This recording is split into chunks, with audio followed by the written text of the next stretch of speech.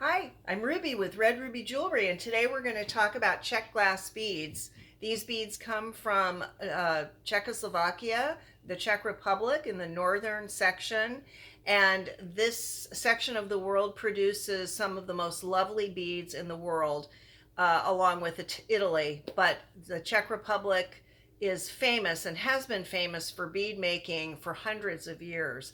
So let's go back to the 1800s. In the 1800s, the Czech glass beads were made in people's homes in the Republic, in these small cottages where they actually made the beads as a family and strung the beads as a family.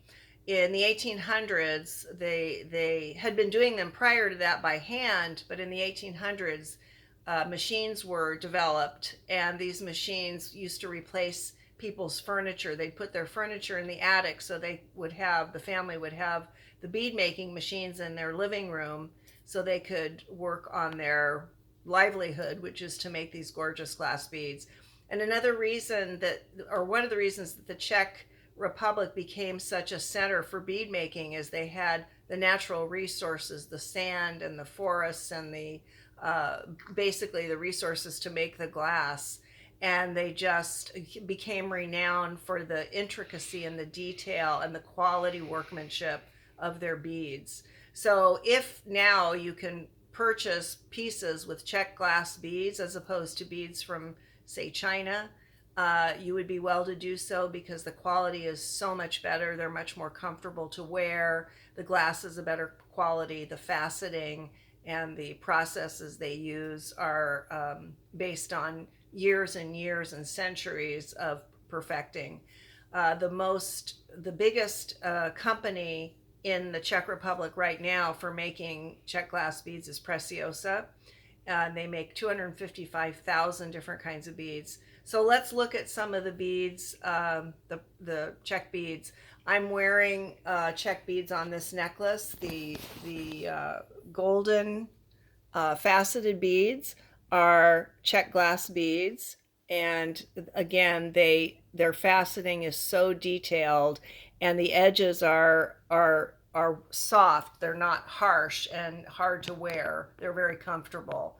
Again, very nice quality. Come down here. This is another piece I made using Czech glass beads. These are just a slightly different color of the faceted bead. This is a copper, and these beads will come in hundreds of different colors, and they're just so beautiful. You can see how they sparkle with the intense faceting that they have become expert at doing.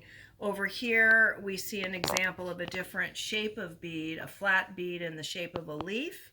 Another one of their sort of expertises is flowers and leaves and natural shapes, which they will put the hot glass in a mold, and the mold will have these markings within it so that the glass will end up with lines or circles or various different intricate patterns on it.